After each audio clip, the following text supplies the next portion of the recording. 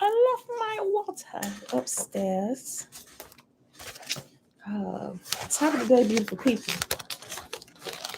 Get me some.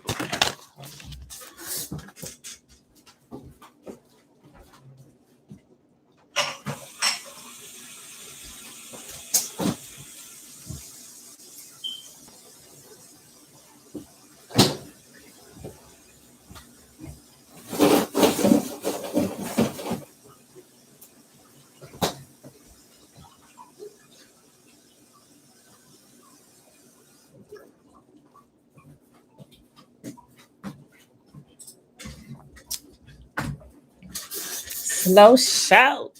What's going on?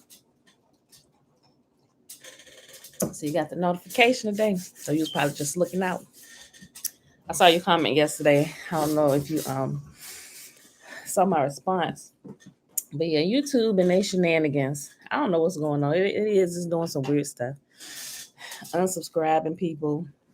I don't have any kind of button to unsubscribe anybody, so you know it wasn't me.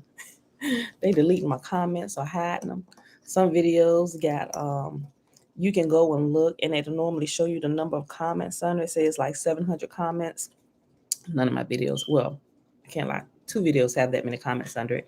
But you will only see, if it say like 700 or something, you may only see 100, you know.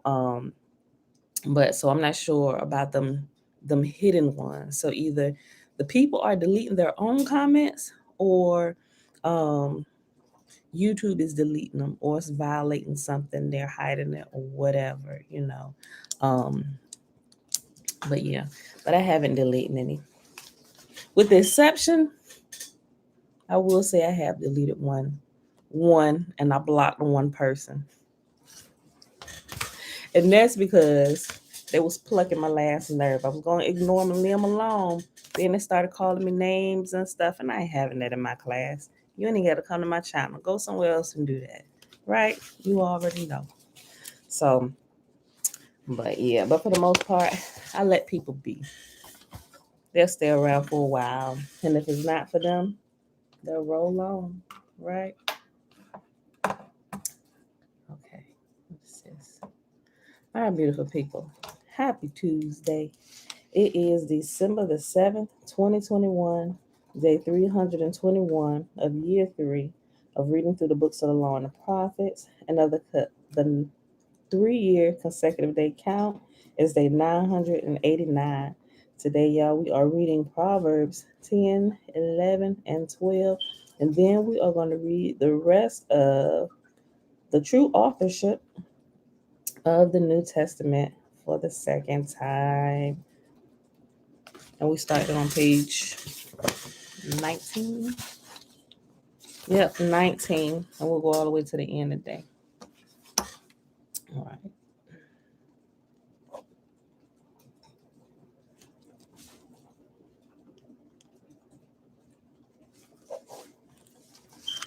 Y'all, I've been learning a lot of stuff. I'm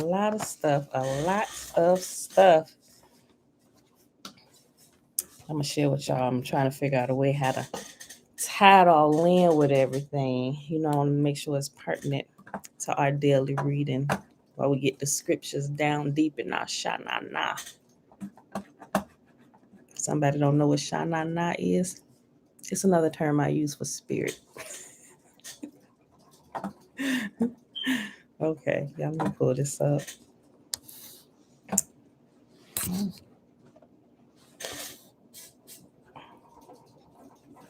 Okay.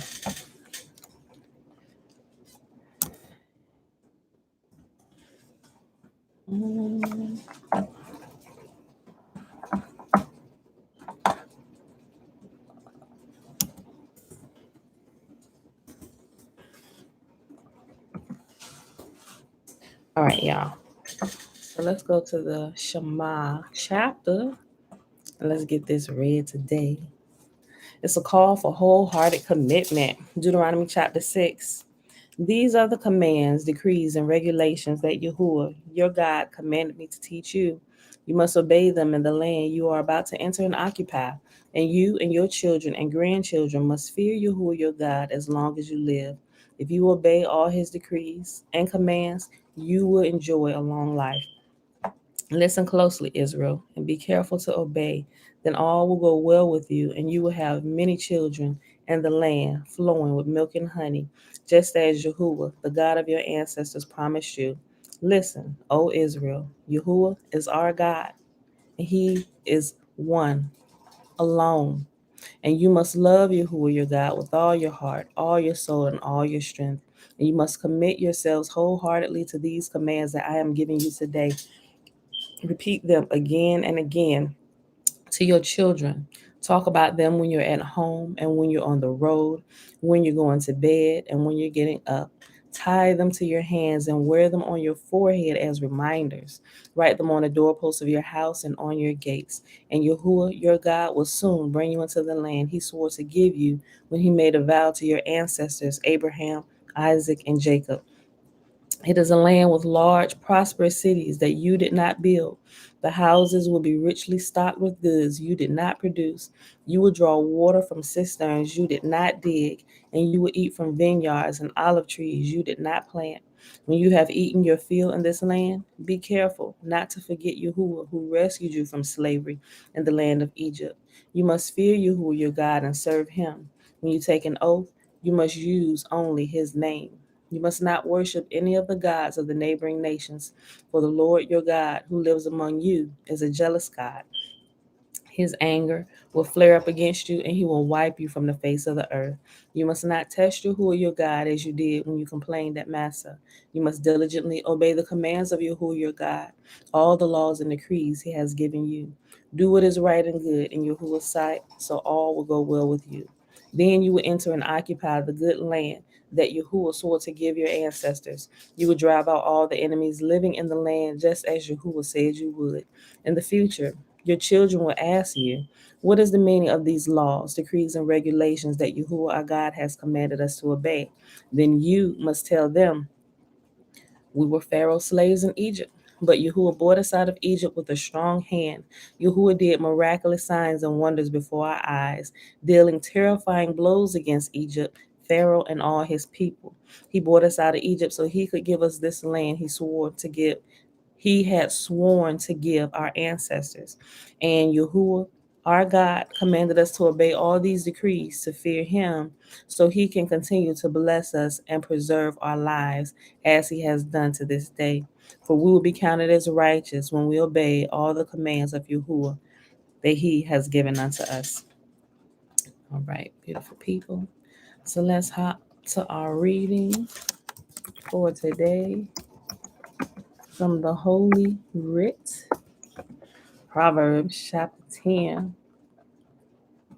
the Proverbs of Solomon. The Proverbs of Solomon. A wise child brings joy to a father. A foolish child. Okay, I'm sorry, y'all. Messages keep coming in. People texting me first thing this morning. Let me start over. The Proverbs of Solomon. A wise child brings joy to a father. A foolish child brings grief to a mother. Tainted wealth has no lasting value, but right living can save your life. Yahuwah will not let the godly go hungry, but he refuses to satisfy the cravings of the wicked. Lazy people are soon poor.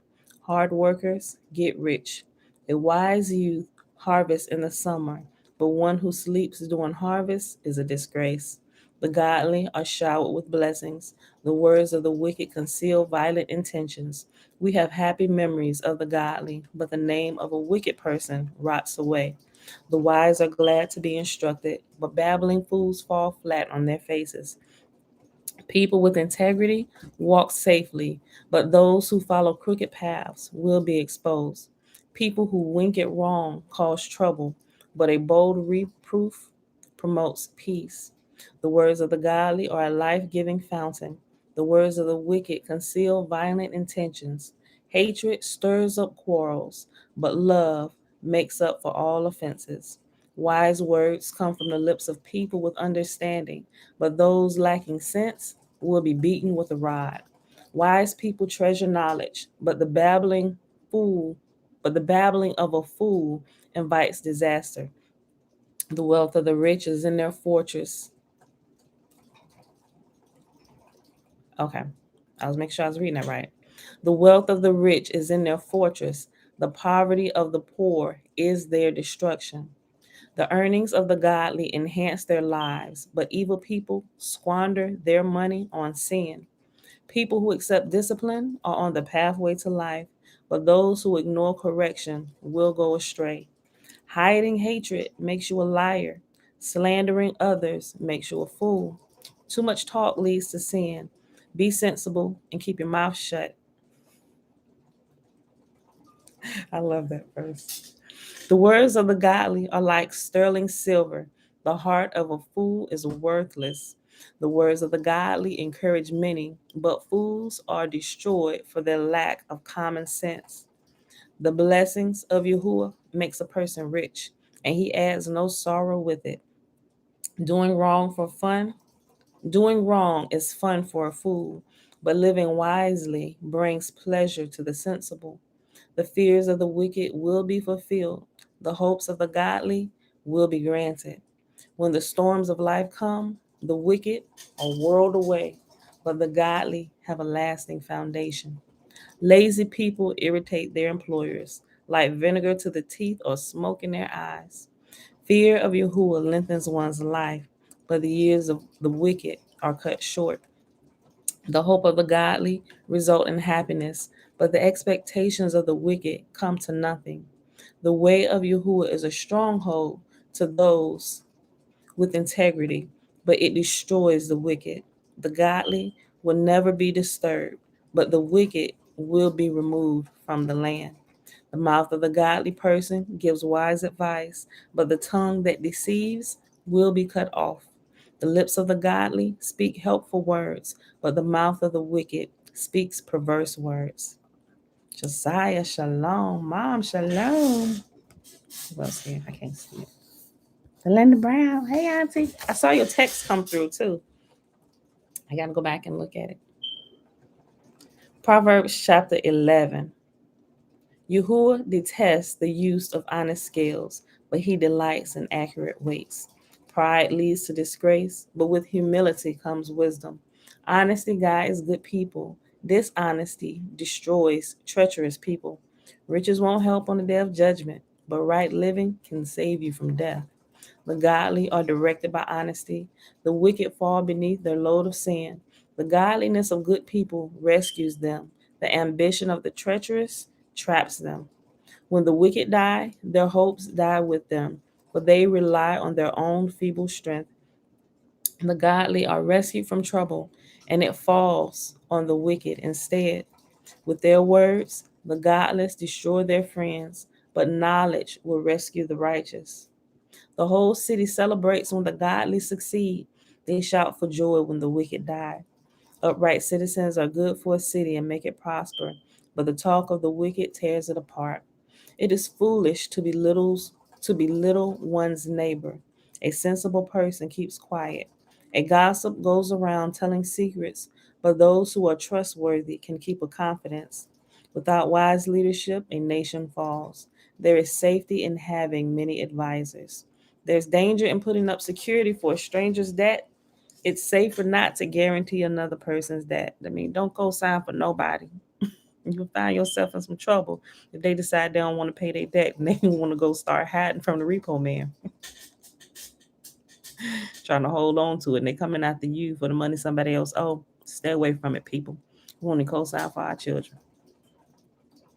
Not that we have any doubt that they ain't gonna pay their debts, but sometimes they have a little lapse of memory. We're like, look, you better get yourself together and don't destroy your name. Pay what you owe, right? All right, but don't co-sign for nobody, y'all. If it's your spouse or something, that's different. You shouldn't be co-signing. This should be a joint venture, right? But still use wisdom. Don't buy stuff you can't afford. Listen, there's danger in putting up security for a stranger's debt. It's safer not to guarantee another person's debt. A gracious woman gains respect, but ruthless men gain only wealth. Your kindness will reward you, but your cruelty will destroy you. Evil people get rich for the moment, but the reward of the godly will last. Godly people find life, evil people find death. Yahuwah detests people with crooked hearts, but he delights in those with integrity.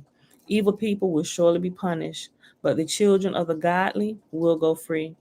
A beautiful woman who lacks discretion is like a gold ring in a pig's snout. The godly can look forward to a reward, while the wicked can expect only judgment. Give freely and become more wealthy. Be stingy and lose everything. The generous will prosper. Those who refresh others will themselves be refreshed. People curse those who hoard their grain, but they bless the one who sells in time of need. If you search for good, you will find favor. But if you search for evil, it will find you. Trust in your money, and down you go. But the godly flourish like leaves in spring. Those who bring trouble on their families inherit the wind. The fool will be a servant to the wise. The seeds of good deeds become a tree of life. A wise person wins friends.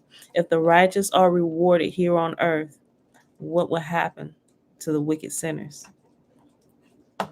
Last chapter for the day, y'all. Proverbs chapter 12. To learn, you must love discipline. It is stupid to hate correction.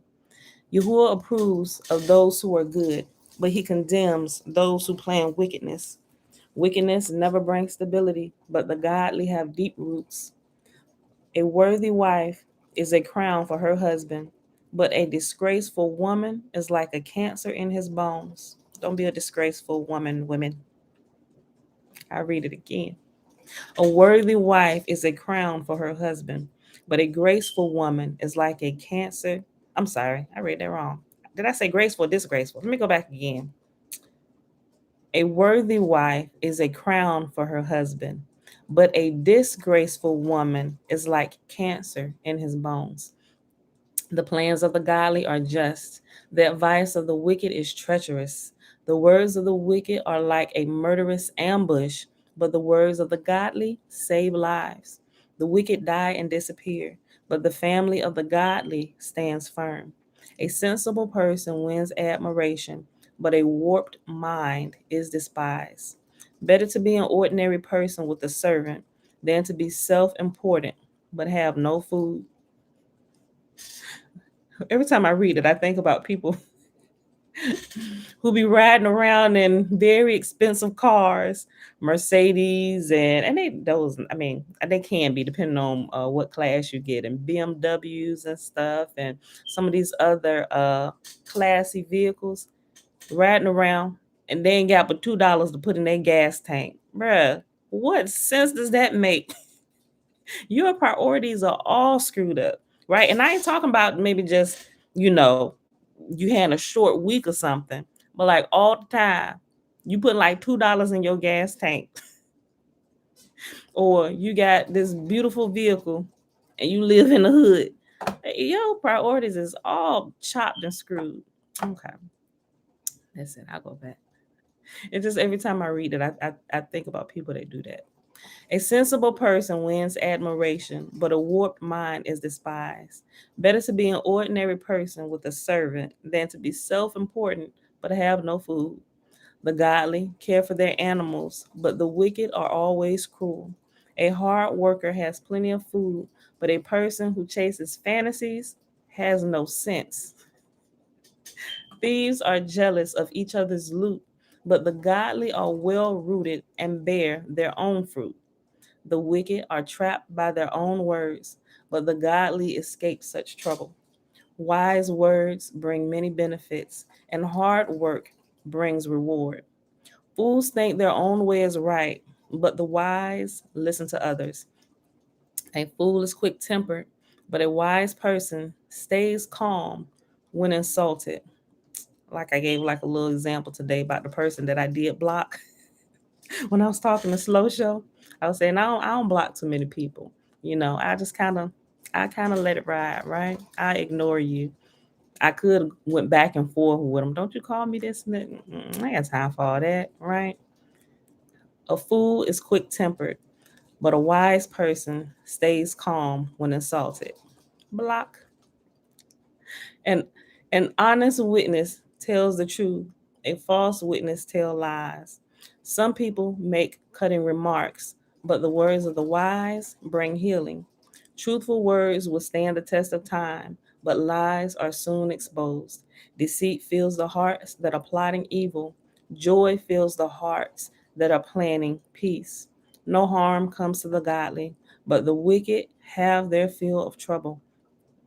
Yahuwah detests lying lips, but he delights in those who tell the truth. The wise don't make a show of their knowledge, but fools broadcast their foolishness. Work hard to become a leader. Be lazy and become a slave.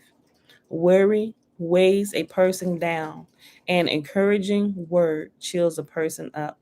The godly give good advice to their friends. The wicked lead them astray. Lazy people don't even cook the game they catch, or when they go hunting, the food, the animals that they catch, they don't even cook it. Lazy people don't even cook the game they catch, but the diligent make use of everything they find. The way of the godly leads to life. That path does not lead to death. All right, beautiful people. That was our reading for today. That was Proverbs 10, 11, and 12. I really like reading those slow, and the Psalms too, because sometimes it just need to sink down deep in your shanana. Yahuwah is one.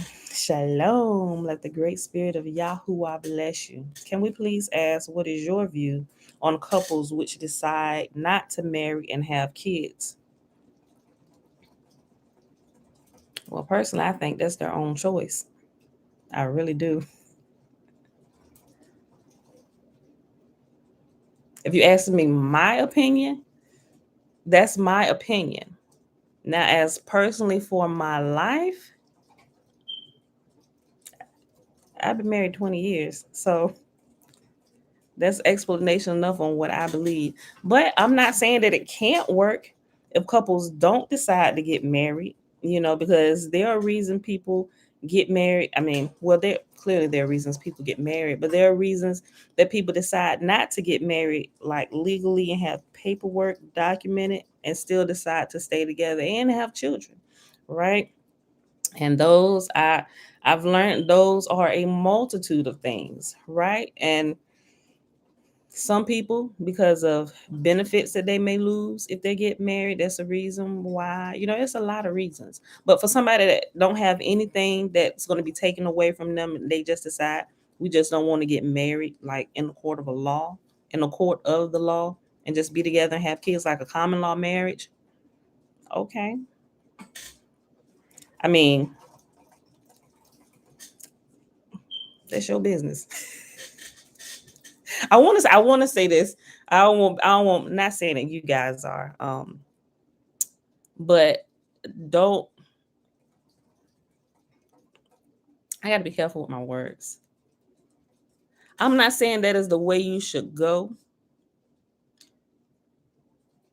but some people just choose to do that. If you choose not to make it an official union where it's recognized in the city, province, state, or the country where you're at, that's your choice. And if you decide not to do that in the court of a law where your union is recognized by the state you live or wherever you go, then you just lose out on some of the benefits that corporation, and i.e. when I say corporation, I mean the state or the city, because there are states and cities that are incorporated, meaning they're literally a business, and they, without getting into too many details, they profit from your paperwork and your union on the backside, things that you would never know until you get in trouble.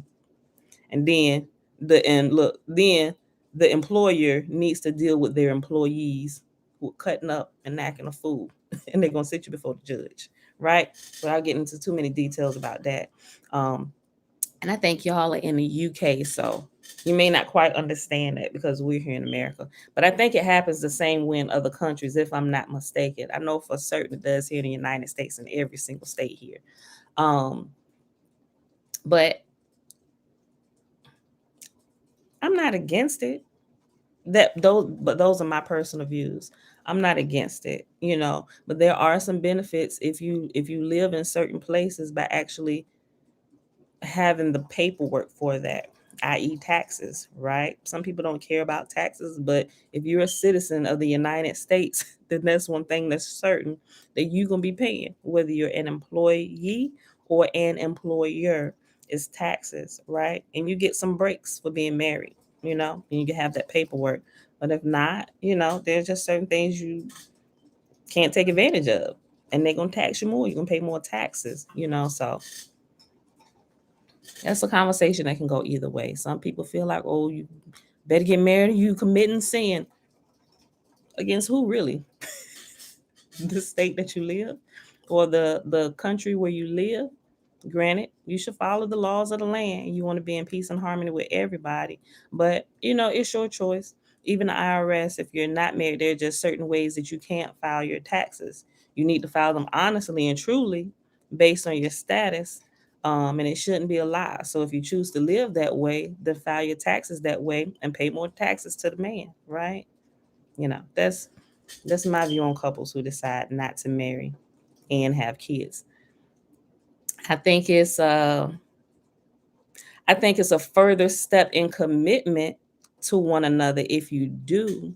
I think it kind of seals the bond between one another when you do get married. Now, some people may not necessarily care about that, and some people still go outside of that bond, but that's designed. I think mentally it does something, for the women who decide that they want to be married. They may want to get married. Maybe the male counterpart doesn't, and vice versa. I've seen both sides. But I think it does something for you mentally and spiritually when you do decide to make it official and have something that say, hey, I got the ring, or I got the t-shirt. We did that, right? I think it brings an extra level of protection to your union, to your family. I just think it's another level of encapsulation to your union and your empire, whatever it is you're trying to build. If you say, let's go ahead and make this official, right? Let everybody know that this is official. I think it should deter outsiders from trying to approach one or the other, right? Look, I'm sold up, bro. I'm already committed to another, right? I think it closes the door. Well, it should close the door to others. You letting you're committed here, because we made an official commitment that this was what we're going to do. And sometimes when you don't make that official commitment and decide not to get married but still live the married way, I think that's still like an open door. If this don't quite work out, I'm gonna go ahead and step, and you're gonna do what you need to do. But I think it's people choice, right? I think it depends on how mature they are and if they're ready to commit, because a lot of people say forever. Marriage is forever. I mean, it should be, right? You should have one lifelong partner where you can grow with in every way spiritually. And it's a union that should take you to complete enlightenment, to learning how to be one with your creator, right? Marriage is the next level in in our uh in our education here on earth, on how to connect with the divine, how to connect with Yah, right? Remember how Israel, she's married to Yah. Yah is the husband, Israel is the wife. He wants Israel to be completely committed to him, sold up, right? Leave everybody else alone. Everything that we do here on the earth is a representation, and it should teach us that if we will allow it to, right? But some people don't just want one lover. They want many lovers, right? That's your choice. It's not a choice I would choose, but that's my view on it. Yahuwah is one. I hope that helps. So, all right, y'all. With that being said,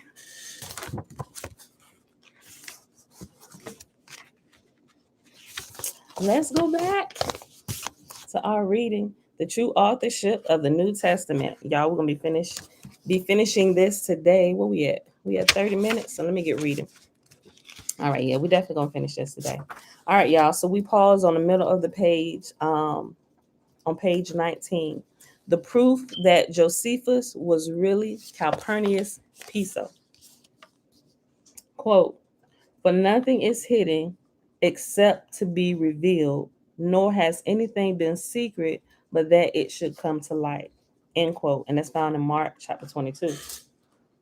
By now, the reader should well understand how Josephus was found to be the author of the Jesus story in the Synoptic Gospels, that he was the Joseph writing himself in as the Father and as Jesus, and writing his three sons in as the three main disciples.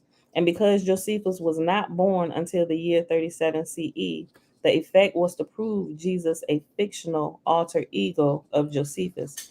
And the reader will have understood too the proofs that Calpurnius Piso inserted himself and his family repeatedly by numbers and other methods into the Gospels, and that he apparently was Josephus. But the reader will still wonder how the transition was made. How does one, realizing Josephus created the story, come to the conclusion that he was in fact Calpurnius Piso? There's a great mystery in the figure of Flavius Josephus. Here is a supposed descendant of Hasmonean royalty who, according to his own writings, after apparently defending Galilee and its town of Joppa bravely, flees to a cave, and then, after his companions commit suicide, himself surrenders to the Romans and is spared. This was even though, hold on. Oh, okay. This was even though during the siege of Joppa, Josephus had his men pouring boiling oil down upon the Romans and boiling fenugreek over the Roman assault planks. Yet, when he ultimately surrenders to the Romans, they do not instantly lift his head. For he prophesies, you will be Caesar, Vespasian, you will be emperor, you and your son here. Therefore, allegedly, Vespasian merely imprisons him while he waits to ascertain whether the prophecy will be fulfilled. And then the emperors house him for some 30 years in Rome while he writes Jewish history books in addition to the gospel stories. And he marries his granddaughter and his children, as decipherable from Pliny's letters, into the Roman aristocracy. Truly, the cat with 9 lives. The letters of Pliny referred to above will be helpful once again. They, along with the writings of Josephus, and those of the Roman historian Tacitus, all presently obtainable in Loeb classical library editions, are the chain which ultimately leads one to the true identity of Flavius Josephus, and in the process also reveals the portrayal of Josephus as the Jewish general captured by the Romans to be entirely fictional. In Pliny's letters, hold on, I'm reading it too fast.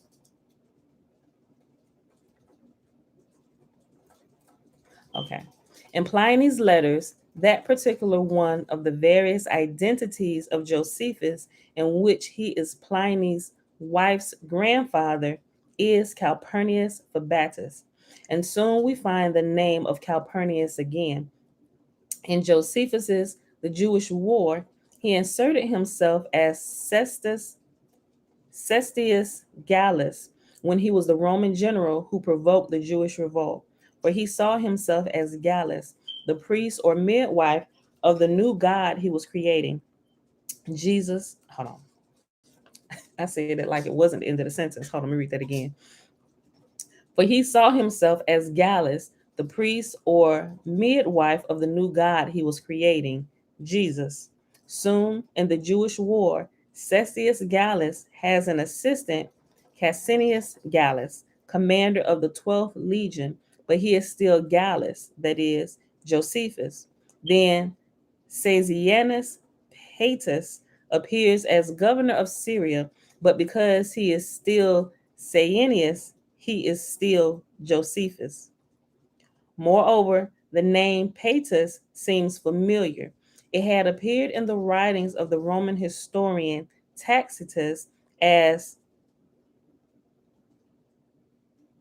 Thrasea Paetus, Stoic philosopher killed by Emperor Nero about the year 65. In Tacitus, a few pages earlier, Nero also kills the leader of a group of conspirators who plot his life. The leader is named Calpurnius Piso. Somehow he seems to resemble Thrasea Paetus. Could they be identical? Moreover, the name of Calpurnius reminds one of Calpurnius Fabatus, which was Josephus's name in Pliny's letters when he was Pliny's wife's grandfather. At this point, the following steps quickly occur. 1. One checks a Latin classical dictionary and finds the famous Calpurnius Piso family. Number 2, from a Latin dictionary, one also finds the source of the Piso name as Pistor, Pistor, meaning one who ground, or a miller or a baker. He then thinks of the many allusions to the baker and is caught up on the trail of breadcrumbs. Number 3, he thus realizes that Josephus was a Calpurnius Piso. Number 4, the conspirator Calpurnius Piso of about the year 65 appears to have perished in fact, and not merely in literature in Tacitus Annals, book 15. So Roman numeral XV, the X is 10, the V is 5. 15. I got that right? Somebody that know Roman numerals? In Tacitus Annals, book 15. But Tacitus explains that others of the conspirators are exiled or given immunity, these including Natalis or Nativity, whom Tacitus described in as being the partner of Piso in all his secret councils. Like Monteus, the mountain, is spared out of consideration for his father when Thrasea Paetus is killed. Number 5, one recalls that Josephus appears in Judea a year later as Cestius Gallus. Number 6, then one realizes that 1, Josephus was the son of the condemned conspirator Calpurnius Piso and was himself also a Calpurnius Piso. And 2, many others have themselves previously followed this same trail of breadcrumbs. This then is the method of learning that Josephus was really Calpurnius Piso. That is, unless one happens to be an evangelist and has already been so informed in seminary or by another evangelist. It now quickly becomes apparent that Josephus was not an expatriate Jew who created Christianity in order to subvert or improve Rome. Rather, he was a Roman who was Jewish only technically because his Roman father had married a descendant of the Herods. His actions were in order to spread the power of Rome and particularly of his own Calpurnius Piso family. Thinking of Josephus as a Roman and not as a Jew, one then realizes his native language was not Hebrew nor Aramaic, but Latin and Greek. One begins to think of those various numbers used by him in his writings in terms of code in the Greek language. Then, if he begins to work through the Greek alphabet, he finds the various numerical equivalents of the letters, and ultimately, he may unravel Piso's various numerical code systems. Robert Betwabu. All right, y'all. Next section is section 10, the inner circle. For now we see yet in a mirror, in a riddle, but then face to face. End quote. And that's found in 1 Corinthians chapter 13, verse 12.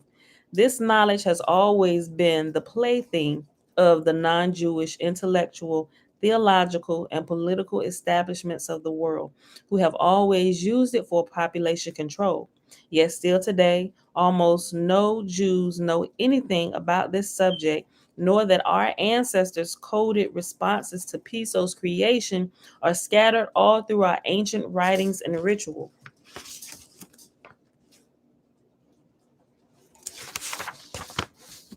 The only Jewish religious leadership who have known are the very few leaders who have espoused wisdom, understanding, and knowledge. Their arostic, I'm sorry, arostic. It is not arostic. Their acrostic was chosen because its initial letters totaled 14, and the total of all its letters in regular numbering was 614. They did not tell their followers, but instead, being armed with the information, inspired them to be brave in dress and mobile approach. That was their way of answering the Pisos. Although more than 99 and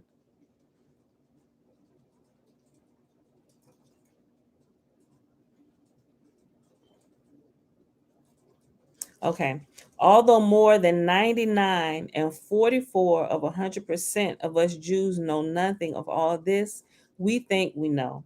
And we spend our time disputing whether Mary was an Alma, a young woman, or Besula, virgin. Oh, we talked about that before, didn't we? The difference? Okay. Let me underline this. I didn't realize this was in here. Hold on. And this is referring to the prophecy of the Virgin Mary, and them linking that back to Isaiah chapter 7, verse 14, where it says the virgin shall bear a child. You know, that right there, where they saying that it was the Immaculate Conception. Yeah. Okay. I think there's actually a video I did with Isaiah chapter 7, verse 14 in the title, but we get deep into that. Okay. We think Jesus was historical, that he was a reformer who ran afoul of Roman power and was crucified by it, and that later Paul convinced non Jews that he was divine. We fear to read the New Testament for dread it would jump up and bite us in the nose, and because our tradition discourages reading it, whereas studying it and pondering its authorship is the first step to deciphering the mystery of the gospel. However, in those days, Jews, and particularly their rabbis and leaders, knew what the Pisos were doing. All three Jewish revolts against Rome occurred because of the efforts of the Pisos through Roman power to impose Christianity on the Jews. Although today very few Jews, except particularly Hebrew Christians, are evangelists, know anything about this. Yet in that day, the Jewish leadership well knew. Their own code responses are scattered through all the Jewish writings of that day and some centuries thereafter in tales, prayers, ritual, and folklore. For Jewish scholars created their own equivalents of Piso's code systems and used them with which to answer him. With their code, they referred to his code, and to instances of his use of it, they showed they knew what he and his family were doing, and they expressed their determination that they and their people not be taken in. Repeatedly in their code, they used numbers, words, and allusions to answer him and to express their defiance of his efforts against them. But all this has for centuries been unknown to almost all Jews. They were forced to resort to code. The Pisos, through imperial power, were using the new faith deliberately as their instrument of control of the masses. Writing of this openly would have brought Rome's swift vengeance and the destruction of the Jewish people. As it was, by the time the Third Jewish Revolt was crushed in 135, about half the 8 million Jews in the empire as of the year 65 had perished in the wars. The Jewish response after 135 was to turn away from worldly politics and inward to the world of Talmudic study. Some illustrations of Jewish code responses have been stated, but for this explanation, a detailed summary is not necessary. It's kind of like what people do today. You kind of see it in Christianity as well, if you're paying attention, especially around election years, right? You got the super spiritual Christians and stuff, and some of the super spiritual Hebrews. You know what? We ain't even a part of that system anyway. We shouldn't even be voting. Okay, I get it. I in turn sometimes felt that way. But the more I read, the more I realize that's what they want us to do. They want you go on about your business, go on there, stay inside the four walls of your church or your temple and study your scriptures. Leave us alone out here while we take your land. Go ahead, go study them scriptures. Leave us alone. Religion and politics don't mix, right? That's what they tell you. So what we do, we separate. That's right. I live in God's kingdom. I am ruled by God's kingdom. I am a citizen of heaven. I am not a citizen of this world. Like all this foolish crap that we end up saying. And in saying that, we think we're being noble. We think we're being spiritual. But in the process, we find ourselves poorer and poorer. And the inheritance that our Father has left for us stays in the hand of our enemies, of those who don't care nothing about you, your family, or your children's children that's coming down the line. Nope. Go ahead and nail your portion as the scripture, buddy. I could talk about that all day. I'm gonna keep on reading this before I run out of time. They were forced to resort to code. Hold on. We might use that as our title for the day. They were forced to resort to code. Hold on.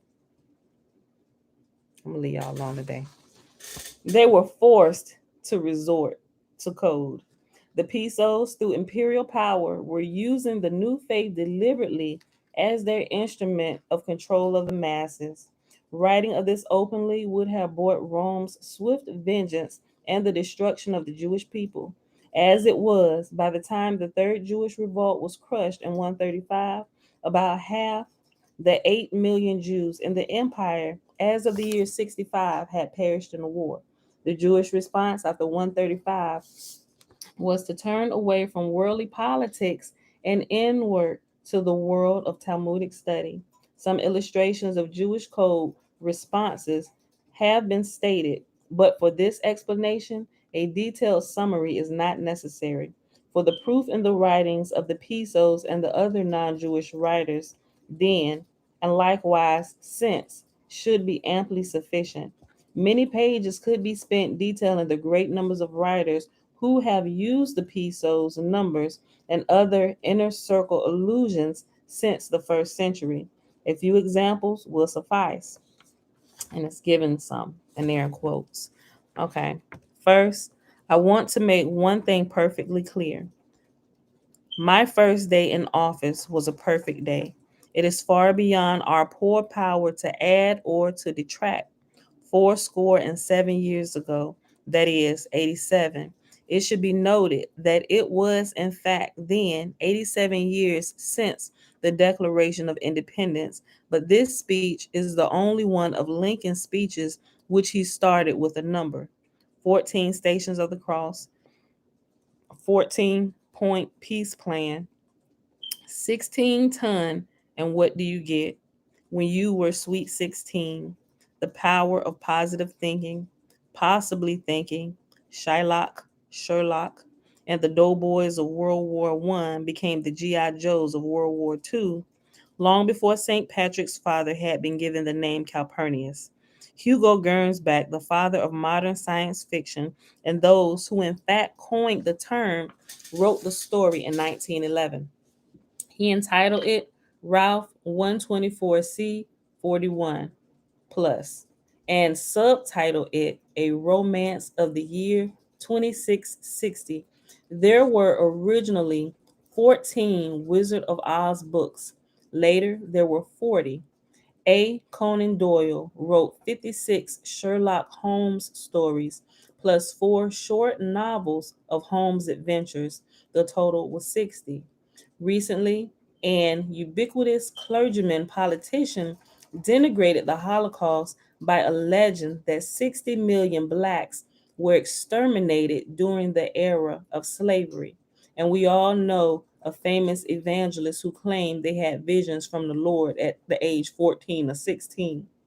Fictionalized rewrites of hidden career, fictionalized rewrites of the hidden career of Piso or Josephus appear in the lives of Apollonius of Tyana and of Judah ben Hur, the Judean prince who was galley slave number 60 in the story until he was adopted by the Roman admiral to become young Arius. Then in the motion picture, Ben Hur's number was changed to galley slave number 41. Calpurnius Piso had become simply Calpurnius. Inner circle illusions in numbers, names, and various types of clues and hints are all through the world's literature. The Gesta Romanorum, Decameron, hold on. Some of these I know I'm gonna screw up, so forgive me ahead of time. And it's listing a lot of these things where this hidden message is all throughout, let's just say Hollywood, right?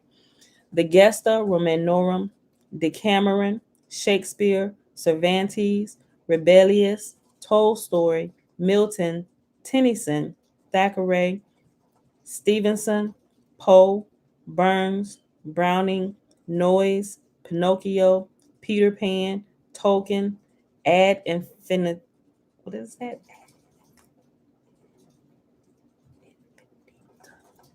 I'm not that illiterate, y'all. Hold on.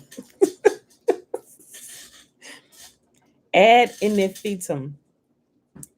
As just one example, the poem which introduces Alice in Wonderland mentions prima secunda and tertia. These feminine forms of three These are feminine forms of three of our old friends. Also, read Kipling's story, The Bisara of Poor. Bisara was the Hebrew word for glad tidings or gospel in English.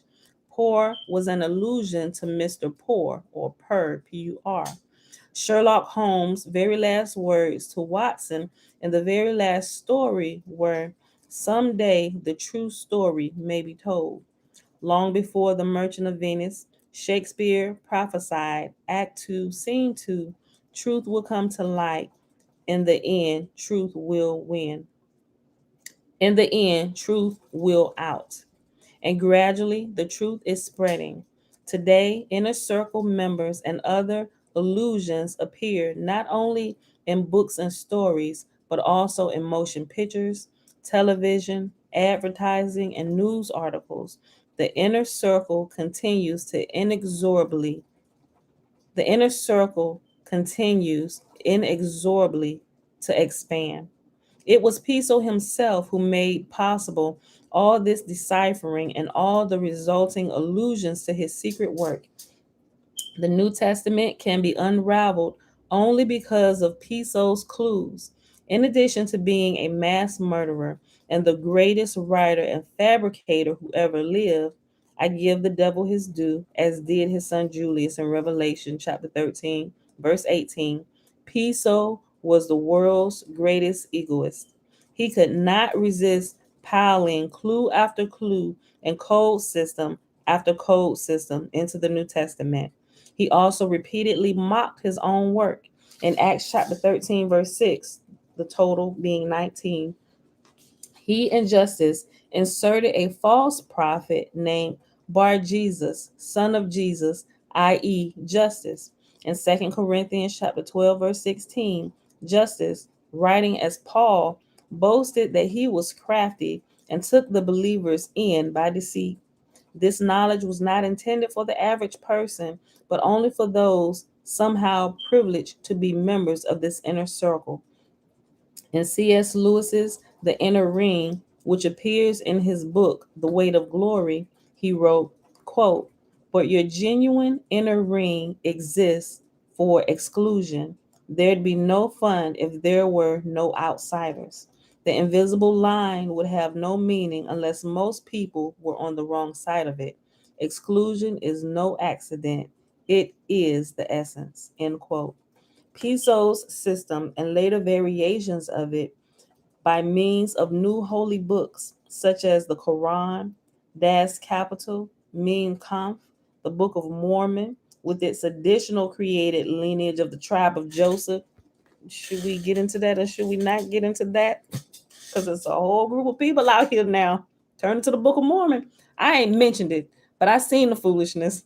I just keep my comments to myself and I'm going to keep on rolling, walking down my path of enlightenment. Pushing the foolishness to the side, which is why I ain't brought it up here. We won't even talk about it. Some people gonna hate me for that. Listen, because they serious about that. Hold on. They don't realize they waking up from one lie just to go back to sleep into another lie. And they ain't figured it out yet. I'm just like, it can't be that hard to see. I'm like, now I'm not the smartest person in the world, right? I may not even be the shiniest marble in the box. Y'all see how sometimes I have problems pronouncing words and reading. Y'all, is this girl really illiterate? Who let her read? But that's something I figured out, right? I figured that out. Like, y'all, what is y'all doing? The Book of Mormon, really? Like, I digress. I said I wasn't gonna talk about it. That's all I'm gonna say about it. Okay. Let's go back.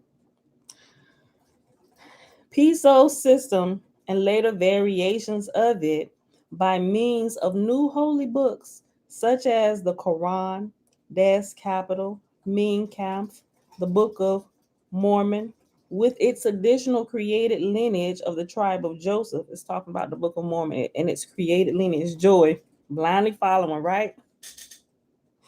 The Book of Mormon, with its additional created lineage of the tribe of Joseph. And let me just say, just in case you're not getting the sentence, you're not understanding the sentence, the Pisos created the Book of Mormon too. Let me just say that plain and clear. They created the Quran, they created the Book of Mormon, all these other ones, just like the New Testament, all y'all been taken, not y'all, but y'all know the ones being taken away by this farce, this heresy. I'll read it again.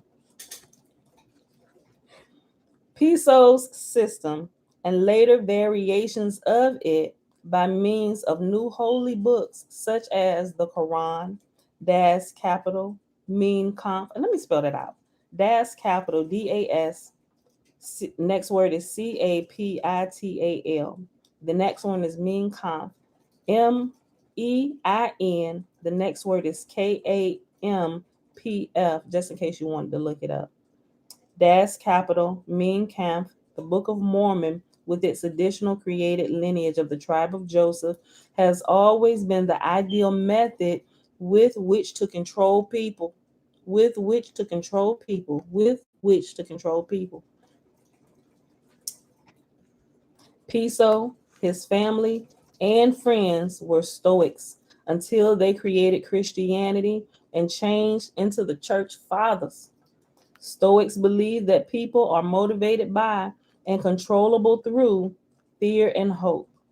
Piso's creation continued that method. Always the Jews have been available as the repeated scapegoat for those who led or wished to lead the common folk, just as Piso himself made the Jews the scapegoat forevermore in his story because their ancestors refused to accept it. Quote, his blood be upon us and on our children, end quote. And that's found in Matthew chapter 27, verse 25. Those Christians, certainly not loving Christians by today's standards, who have been professional Jew haters, have loved using inner circle illusions when spreading hatred against Jews. You know what? I think I might use the Book of Mormon in my title today, just for added measure, just in case somebody going to look for it. Now y'all know y'all here. We don't believe in them shenanigans, but I'm gonna put it in here. And if you come here because you was searching for the Book of Mormon, is it true? It's not. You're being led astray if you're following it. I don't care who teaching it. Your teacher could be teaching some good things, but they didn't got off on this right here. I'm just gonna let you know. They off on a few other things too, but you coming to learn about the Book of Mormon, stop it. Throw it away. Burn it just like the New Testament. And the ones who teach you the Book of Mormon still stuck in the New Testament. I've seen it.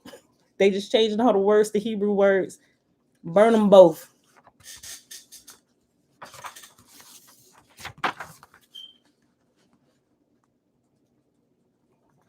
His blood be upon us and on our children. Matthew 27:25. Those Christians, certainly not loving Christians by today's standards, who have been professional Jew haters, have loved using inner circle illusions when spreading hatred against Jews. The issue for Jews is not whether Jesus was an impostor, nor whether or not he was framed. And if that were the issue, perhaps a Jew could rationalize, and we are excellent at rationalizing why people have hated us for 1900 years. Rather, the leaders of the world have always known that this was a fictional story with a fictional hero and fictional characters, and they have inflicted 1900 years of hatred and murder playing God because they knew their story was made up and therefore doubted God's very existence at all. Piso's successor long accused the Jews of killing Jesus and continuing to reject him, which was tantamount to killing him again, when in fact Piso himself had killed him in his own story. Cock Robin's death was self inflicted.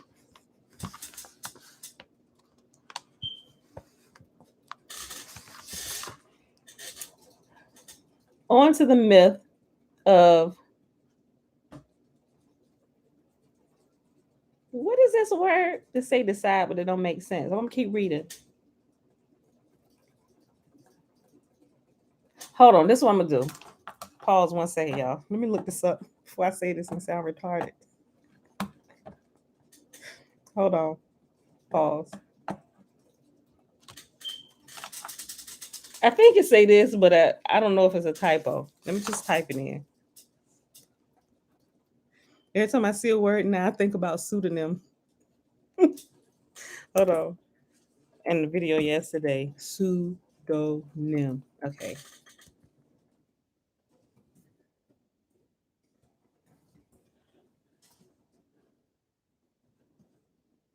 Deicide. That's how you say it. Okay. I'm sorry, y'all. I had to look it up. Okay. On to the myth of deicide. The world's leaders had their poets and writers add such other hateful lies against Jews as the slanderous accusations of host desecration, the blood libel, the wandering Jew fable, the well poisoners, and more recently, the international bankers. The Jews became to Christian folklore and the popular mind the embodiment of Satan. By painting the image of the Jew as evil and as cursed by God, the leaders were able to A. Explain why the Jews had rejected and killed Jesus and still then continued unwilling to accept him. B. Explain why the Jews were still then being treated so badly. And C. Have and utilize a convenient object on which to divert the dissatisfaction of their peoples. A German general being asked at Nuremberg trials how the Holocaust events could have been permitted, replied, I am of the opinion that when for years, for decades, the doctrine is preached that Jews are not even human, such an outcome is inevitable. The image of the Jew as somehow inherently evil persists still today. Sometimes it seems to exist even independent of its theological underpinnings because modern man no longer thinks only in theological terms. The haters have shifted the evil image so it today largely rests on conspiracy instead of on deicide. The wrongs, real or imagined, hold on. The wrongs, real or imagined, of a single Jew are imputed to allegedly conspiratorial Jews. What? That don't make sense. Hold on.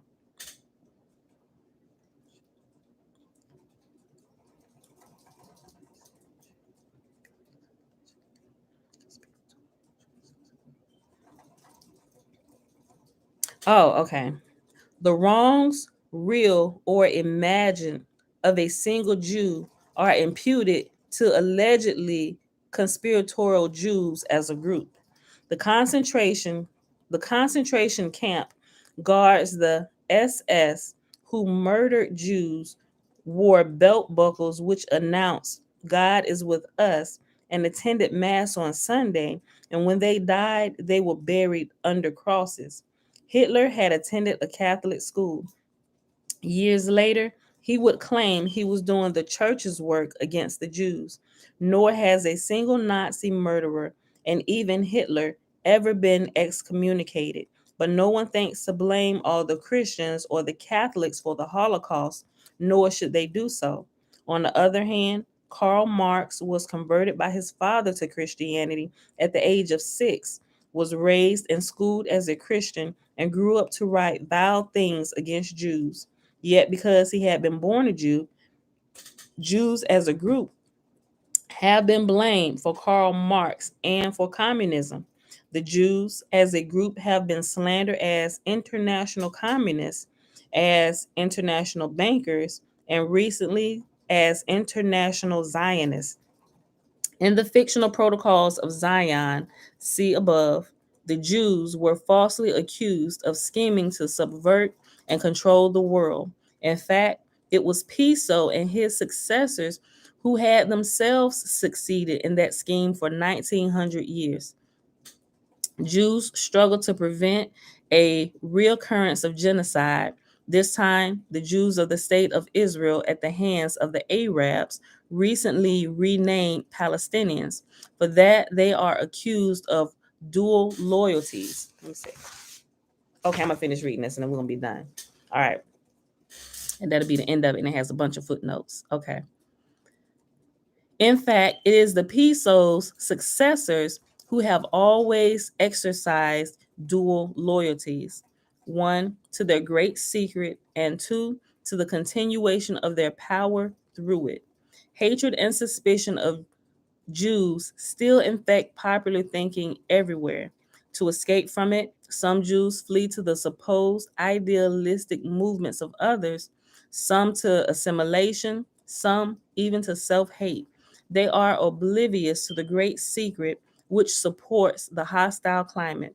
Although undreamed of by them, the secret has always been known to the world's non Jewish religious leadership and theologians. As to Islam, its holy book, the Quran, mentions Jesus in 93 different verses, places him in the line of prophets, and mentions him always as a historical person, an inspired book, but containing Piso's fictional creation. That should make you think, Quran readers. I done read a little bit of it, right? It's my job as a researcher to find out what people doing and make it all make sense, right? So, yeah, the Quran has Piso's. If it was the truth, why I got Piso's fictional characters all up and through it? I'm just saying. As to Islam, its holy book. I'm just saying, I'm not doing that to make fun of anybody that's possibly reading it other than for research purposes, right? I'm just saying everybody has been made a fool of, right? They've pinned different people against other sets of people by using their religious books that they've written, right? The separation in the world is because of religion. Those of us who should be working together, no matter what race, background, color, creed you are, they have divided us with religion, right? Even more so than the race riots and stuff, right? Race was never a thing till religion came in. Clearly, we knew people were different colors and different ethnicities, right? But that was never a problem until they started religion. We mingle with everybody, right? People are different. Yahuwah's creation is different. Yahuwah loves variety. If y'all haven't figured that out by now, creation is full of diverse and beautiful different things. Everything beautiful in its own right. I can't say that snake plant is ugly because it's not a corn plant, right? They're both beautiful. They're diverse, but they're from the same plant family. Let's say that. I'm still working on my garden and farmer's lingo. So it's a plant, but they're different plants. I don't know what species necessarily, but y'all get what I'm saying, right? Just because they're different don't mean one is better than the other. They're both beautiful. They're different. And Yahuwah designed it to be that way, right? We got all types of flavors of people. They're all beautiful, right? Same family, same human family. Even some people would say that that's not true, but we ain't gonna get into all that. I'm telling you, I know about all this stuff that's going on out here in the world and all the different religious and all these things is constantly keeping us pitted against one another that all stem from religion. All that foolishness comes out of religion, y'all. Okay, look, I'm telling you, Cock Robin's death was self-inflicted. I'm gonna read this thing about the Islam again. As to Islam, its holy book, the Quran, mentions Jesus in 93 different verses, places him in the line of prophets, and mentions him always as an historical person, an inspired book, but containing Piso's fictional creation. The Quran's Surah, chapter, it's a long Roman number, I don't even know, XXV I. So I think this 10, 20, 25, 26, 27, 28. The Quran's Surah chapter 28 makes Pharaoh's prime minister at the time of Moses Haman. Surah 3 makes the husband of Mary, Jesus' mother, Amram. In the Bible, Amram was actually Moses' father. Again, Surah XIX, I don't know. Surah XIX makes Mary, Jesus' mother, also the sister of Aaron, who in fact was Moses' brother. This confusion, which made Jesus' mother also Moses' sister, was, if not inner circle hinting, obviously erroneous. However, there are indications that the founders of Islam too had inner circle knowledge. Okay, these are some footnotes. Let me read them because they got them right in here.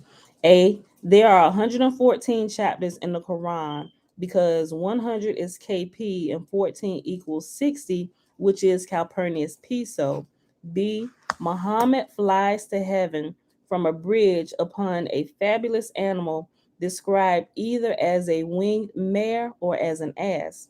A mare is a female horse, and the horse was an allusion to Piso. The ass was an allusion to Jesus. See, the Quran, Surah 4, says that the Jews did not crucify Jesus, but rather the one who was represented for him in his likeness. D, XIX 19. Thank you. Obedience to y'all. Okay, so that was Surah 19. Okay, Surah 19. All right. D. According to Arabs, the beautiful names of God are 99 in number, and there are 99 beads on the Muslim rosary, which are divided into three groups of 33 each. When the Catholic Church at Vatican II, when the Catholic Church at Vatican II was debating to what degree it should exonerate the Jews of the charge of deicide, President Nasser of Egypt sent to the church a manuscript opposing the exoneration. The manuscript's length was 600 pages. Everybody here, I think everybody here, at least those who understand who the real people are, and let me not just say that, but y'all should be familiar with President Nasser's, what's it, Nasser, Nasser, Nasser. Y'all should be familiar with him, right? It was a picture floating around social media on the front of a Time magazine that had it had him saying that we cannot accept. It was a message to the European converts there in this slither they call Israel now, calling themselves Jews. He was the president of Egypt that said, we cannot accept you because the Jews, the Hebrews left black, but you came back white. That was him, President Nasser. I think I said his name right. Nasser. He was the president of Egypt. Okay. I read that again. When the Catholic Church at Vatican II was debating to what degree it should exonerate the Jews of the charge of deicide, President Nasser of Egypt sent to the church a manuscript opposing the exoneration. The manuscript's length was 600 pages. 600 pages. As to the communists, Karl Marx was a student of Bruno Bauer in a Berlin university. Bauer was the only Bible scholar who ever openly wrote that the New Testament arose from the synthesis of the ideas of Seneca and Josephus, although for whatever reason omitting mention of Josephus's father. He also believed correctly that Jesus was a creation by the composer of the Gospel Mark. Now, some people who are waking up to the truth, they will tell you, okay, yeah, I don't believe in Jesus anymore, but I believe in Yeshua. I'm like, my G, it's the same person. You still, okay, so tell me about this Yeshua. He still did the same things that Jesus did, but you don't believe in Jesus. You don't realize you just changed the name, right? And some people can't get it. It's shaking them, it's breaking them down. They don't know what to do. And that's why I'm like, listen, y'all, he never existed. It was only Yahuwah. Right? For some reason, they think that there's a bridge, and I get it. That's where Christianity it was designed to make you subservient to those who wanted to control you. Right? You can't go to God just directly. You need a middleman. No, we don't. No, we don't. Go ahead. Take me away. I'm telling you, we don't. Right?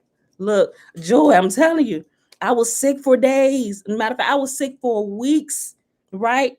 Even look, you go back and watch some of my early videos when I was coming out, you will see the point where I too realized, oh shoot, this is still the same person I'm talking about. I didn't completely put away Jesus, but I'm still talking about Yeshua or Yahusha. Although I was explaining it in a way. You'll see I began to explain it in a way where Yahusha means Yahuwah, right? But it was still confusing to me, and I didn't want to confuse other people, which is why I put the term away altogether, right? Because if you're saying Yahusha, it still got you formed with that mindset that there is a savior other than Yah himself, right? So that's why I said, and I in quite a few videos, I'm like, we're just gonna put away that name altogether. And although I was explaining Yeshua is like another name for Yah, like another nickname for Yah, like I have a nickname. Like my name is Pamela, but some family members and friends call me Pam Lamb or PJ Sparkles. They call me the shortened version of my long name, Pam, right? But these are not multiple people. It's still me. And that's how the name Yeshua or Yahusha is for Yah. It's just another nickname for the creator himself. But some people still didn't understand that, which is why I chose to stop using that particular attribute name of Yahuwah, which means salvation, right? I am the only savior, which he constantly repeats over and over again, right? People still aren't getting that because they fresh out the church and they don't know how to divide it and separate it, right? So we stop using it all together, right? Yeshua, Yahusha, Yehoshua, however you want to say it, that's still Jesus. You just took away his English Christian name and you renamed him a Hebrew name to make it feel a little bit better. Get rid of them both. I know that sounds like blasphemy, y'all. I know it sounds like blasphemy, but I'm telling you, it's not. People have written me off as a heretic. I'm telling you, I'm like, y'all are not paying attention to what I'm saying. Like, y'all ain't got to pay attention to what I'm saying. You are not even reading what's in your face that you claim to read and live. How are y'all still getting this, right? I'm just saying. But we can talk about it. We can talk about this, y'all. Let's let's let's go through this together and pull these up, right? Okay. We almost done, y'all. That literally got like this small little blurb left. And it goes into the next page and the rest of this footnote. So we're gonna finish it today. We had an hour and 20 minutes. Okay. CP. Hold on. Let me go back. Let me read this. As to the communists, Karl Marx was a student of Bruno Bauer in a Berlin university. Bauer was the only Bible scholar who ever openly wrote that the New Testament arose from the synthesis of the ideas of Seneca and Josephus, although for whatever reason, omitting mention of Josephus's father. He also believed correctly that Jesus was a creation by the composer of the Gospel of Mark. CP are the initials used for the Communist Party. 3 C's and a P appear as the Cyrillic initials for the USSR. Pointedly, on the 60th anniversary of the Bolshevik Revolution in Russia, that country sent greetings to the American people. It mentioned in boasting of the accomplishments of Soviet medicine that a woman had been revived after appearing for 24 hours to have been dead.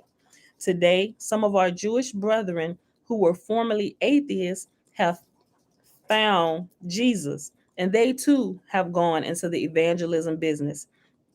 Messianic Judaism, the great balloon hoax of the current period, knows much of this information.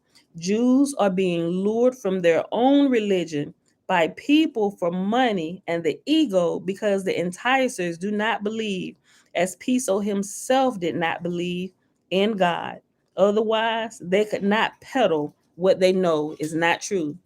Y'all ever seen Jews for Jesus? Y'all, these movements make me holler. I am tickled, right? It like, listen, it's not blasphemy, it's there in the text. You're right. Listen,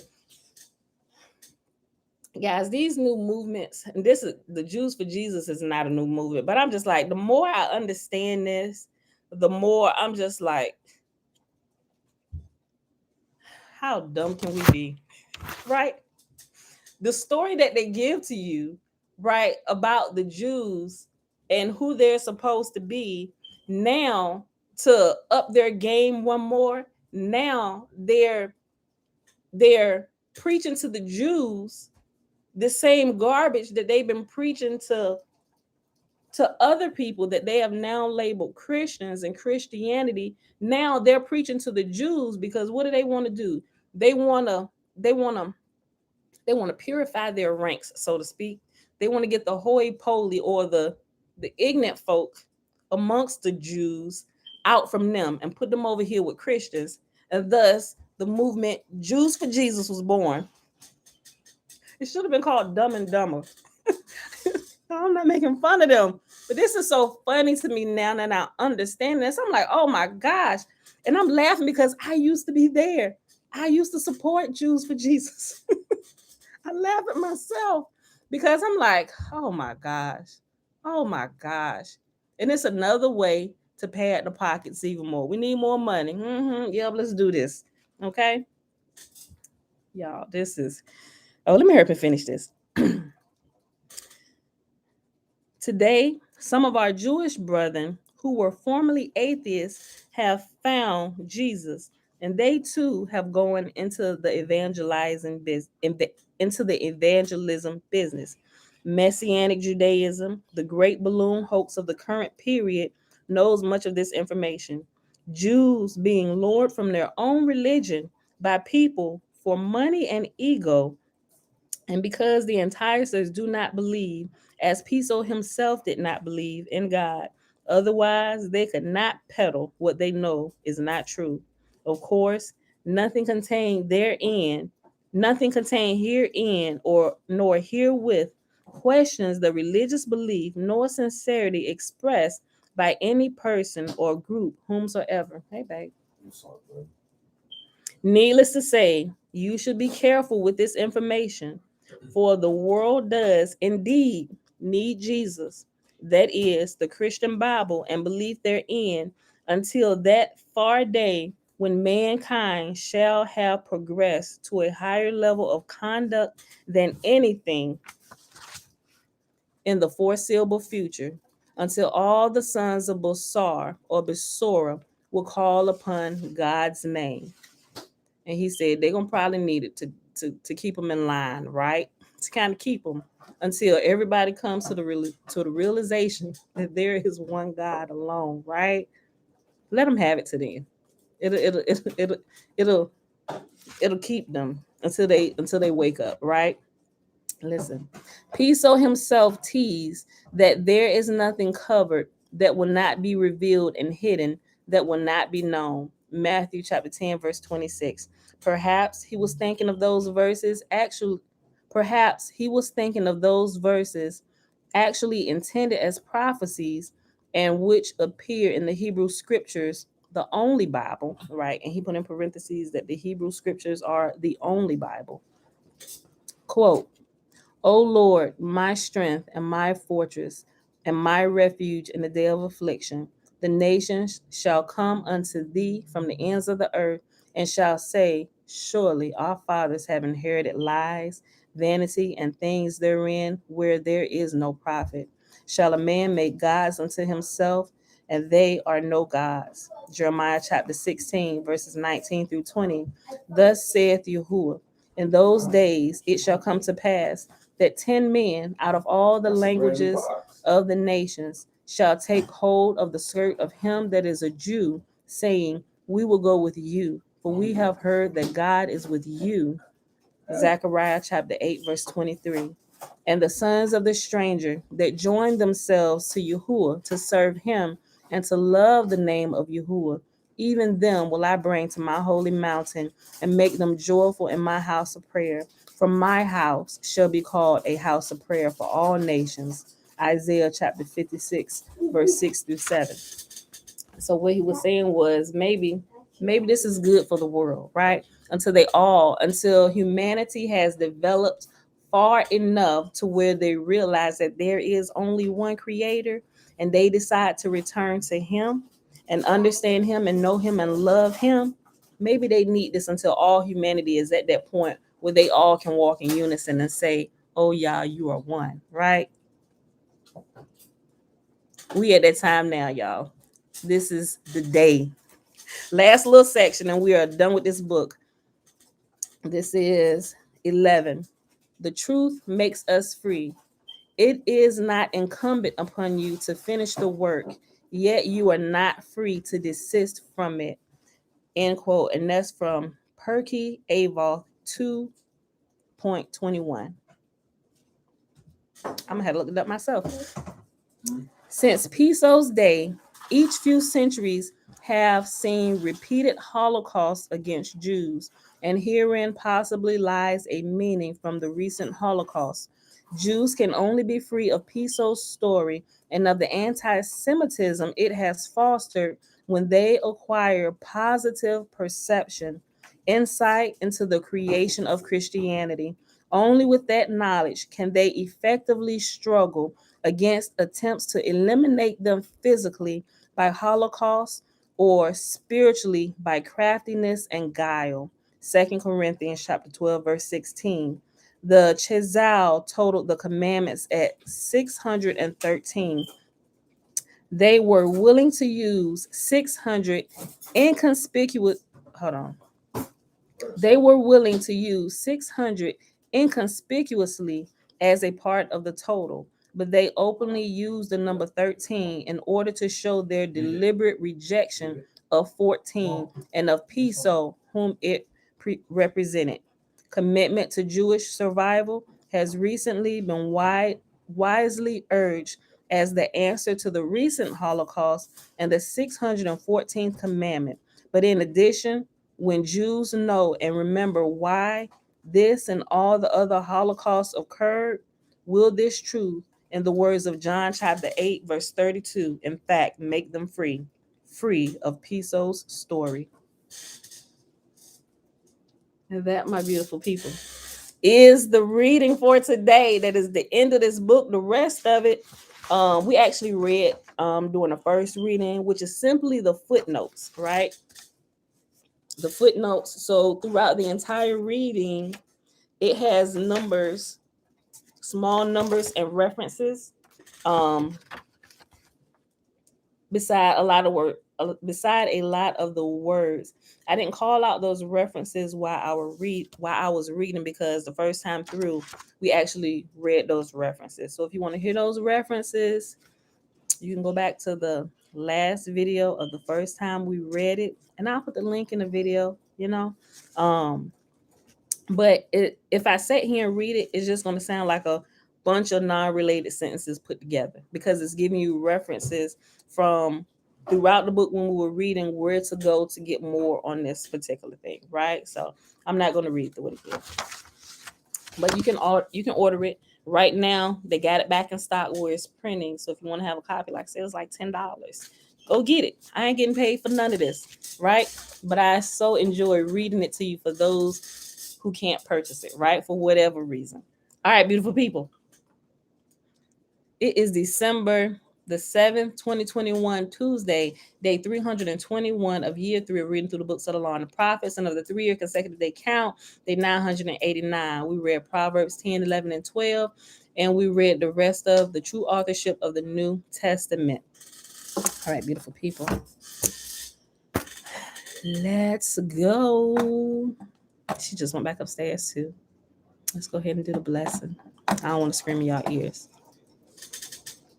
Bella! You're not screaming in your ears anyway. Oh, you're welcome. You're welcome, Joy.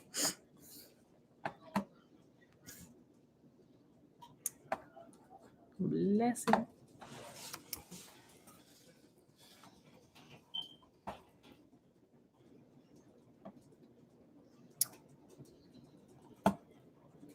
Let me call her real quick. I don't want to deal with her little tiny attitude today. Bella! I'm about to do the blessing. You want to do it? Okay, I hear you. Wait, is you stomping? Oh, you running. I thought you was stomping like, why I'm disturbing you. I stopped and I run. Okay, put that. Oh, damn. Mama, you're eating some cereal. You eating some cereal? That's Okay. not wasting. All right, very good. Dad let you take that upstairs? No. Oh. So where's your cereal? In the dining room. Oh, okay. I eat. Oh, but you went upstairs, you left your cereal. Oh, okay. Okay, y'all. Remember, the blessing is found in Numbers chapter 6, verses 22 through 27. You got yourself, rest your feet right there, girl. Okay. Hands to the most holy. Show him reverence. Love him. Right? And Yahuwah spake unto Moses, saying, Speak unto Aaron and unto his sons, saying, On this wise ye shall bless the children of Israel, saying unto them, Yahuwah will kneel before us, presenting gifts, and will guard us with a hedge of protection. Yahuwah will illuminate the wholeness of his being towards us, bringing order, and he will provide us with love, sustenance, and friendship. Yahuwah will lift up his wholeness of being and look upon us, and he will set in place all we need to be whole and complete. And they shall put my name upon the children of Israel, and I will bless them. All right, beautiful people. That is it for today. Talane, hey girl, hey. All right, y'all. In the coming days, I'm gonna start sharing some stuff with y'all. Mommy. This is so. Oh. Yes, babe. I know. I probably should have said this before we did the blessing. Let's just in the video. Okay. All right. Well, how about you go finish eating your cereal? Oh, because you want to hit the button. Okay. Listen. Let me just say this real quick, and then we'll end this. in the coming days, right? Shalom. I'm gonna start sharing some stuff about ancient Egypt and what was actually happening there while Israel was there, right? You would have thought that would have been obvious while reading through the Old Testament, but I never really like focused in on it until I actually started doing a little bit more research into ancient Egypt or ancient Kemet, or some people not pronounce it Kamata, right? It's really interesting to me, and it's blowing my mind. But I think it's gonna be helpful for us as we grow, so we can learn some things and we can see it. I'm just saying, you're really gonna enjoy it. I have a book that I ordered, and I'm going through it, but I want to make sure it ain't no heresy in it, right? But there are some things that I clearly know how to separate, right? So if I choose to read it, it's a big book. I'm not going to tell you the name of it just yet. I'm still going through it. I'm trying to go through some things, but I'm understanding exactly what ancient Egypt was doing, right? And if I understand this correctly, I'm just taking a few more days to really look into this. And I'm praying, I'm like, wait a minute, hold on, wait a minute. And so then I started thinking, this is why you sent Joseph there? You allowed Joseph to be sold there? Because they were this, like they were actually a righteous nation for a period of time, right? You know, because they got with the shenanigans too, and Egypt started changing. Remember when Joseph died? Think about it.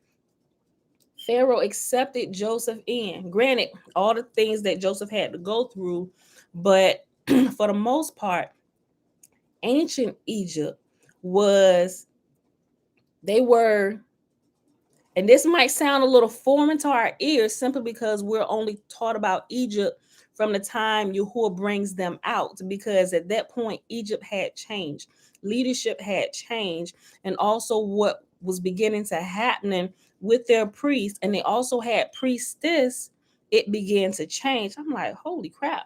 Even Moses, he sent Moses. He allowed, remember when they were killing the babies and stuff? Moses was even sent into Egypt. That's where Moses had grown up and he learned a lot of things, right? I'm like, wait a minute. How come we never put this together? It's amazing, y'all. I want to kind of preface that for you, because as we get into some of the deities of Egypt and the gods that they worship, you got to understand all of this, right? So this is what study is for. Let's get rid of the spooky. Oh my gosh, don't leave me off. I'm not leaving you off. Let's get the full story so we can understand exactly what was going on, right? Nobody really ever teaches us about what Egypt was doing. We just know, okay, there was oppressing people, making them build buildings without the proper ingredients they needed, and was whooping them. That's pretty much all we hear. And they worship multiple gods, so they had to go, right? But here's let me drop a little nugget on you, right? And we're gonna break down. This is amazing, y'all. This is so amazing. We're gonna break down some of these gods of Egypt, right?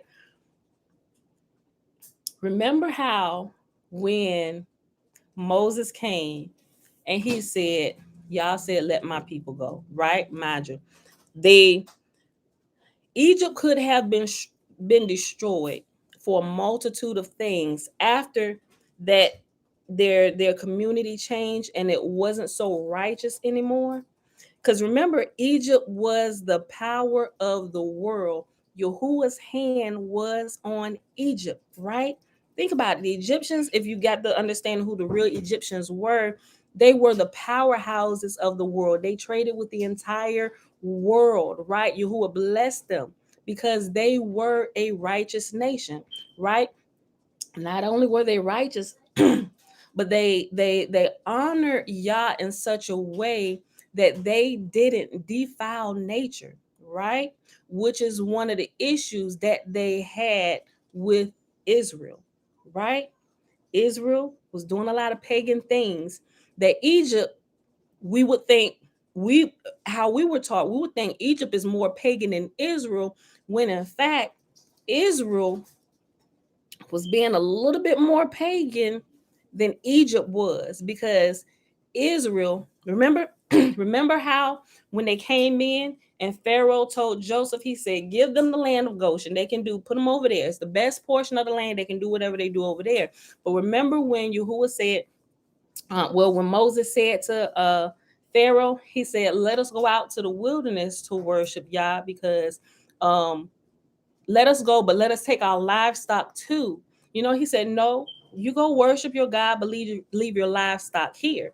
And he said, well, we got to sacrifice our livestock. And here's the kicker. He said, what we sacrifice is an abomination to you, right? Egypt didn't necessarily worship cows and stuff.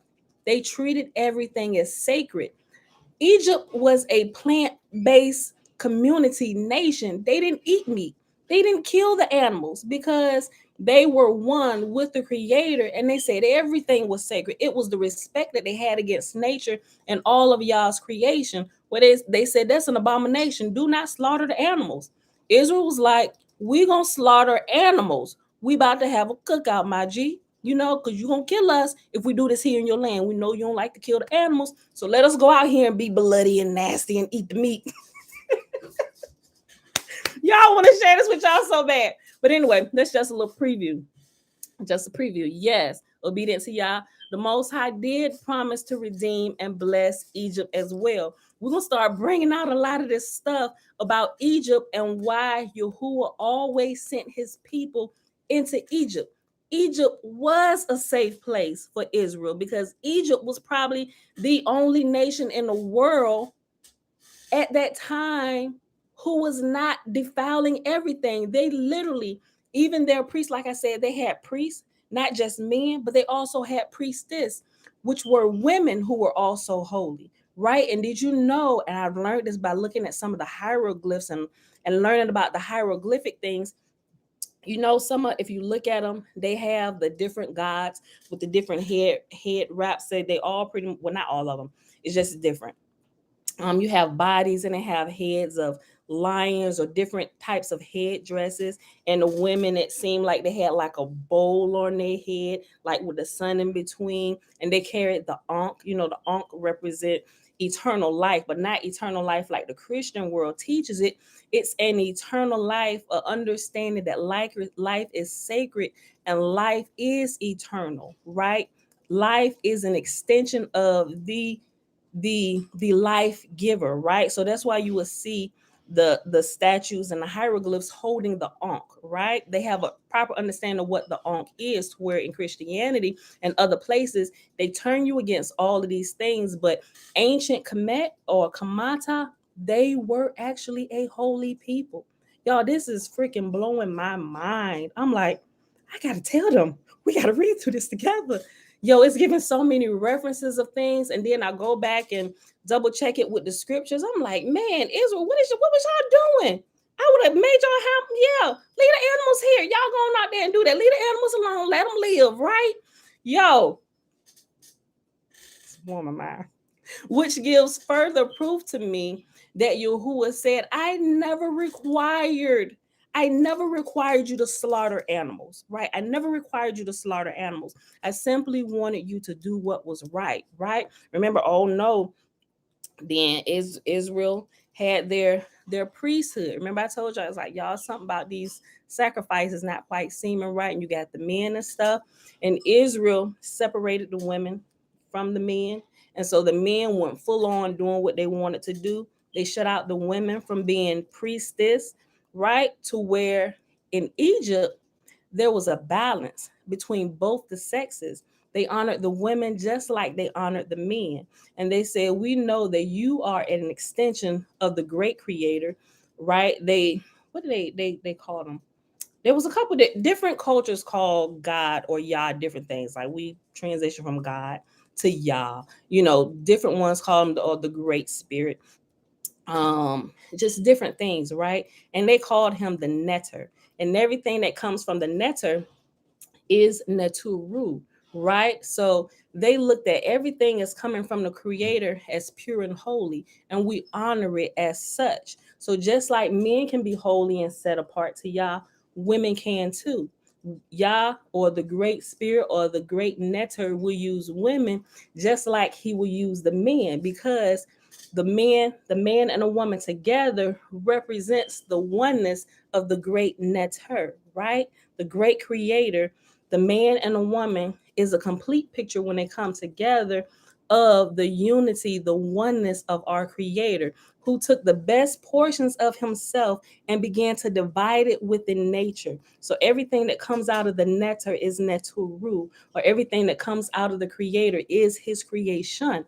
Man is his creation. Woman is his creation. But when you bring them together, it's a perfect picture of who he is, which is why there can't just be the man or there can't just be the woman, right?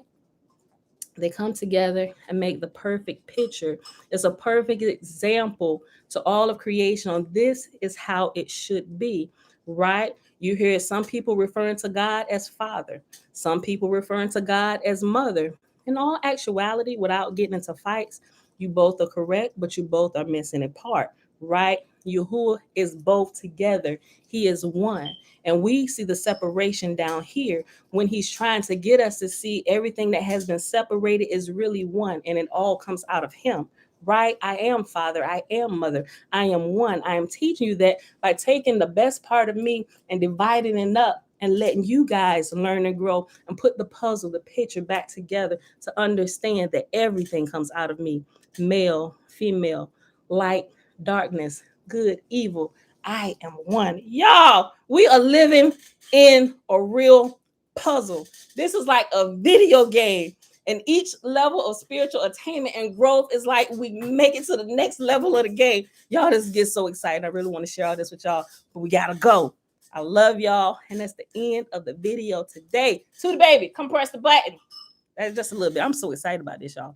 I want to share it. We got to learn about these things so we can grow a little bit more. Come on, Karen. Go ahead and end it. I love y'all. Peace. Go ahead. Oh, you can't see it right there. Up. I got it. Okay, there you go. I go over here, go down. Very good, Tootie. Shalom.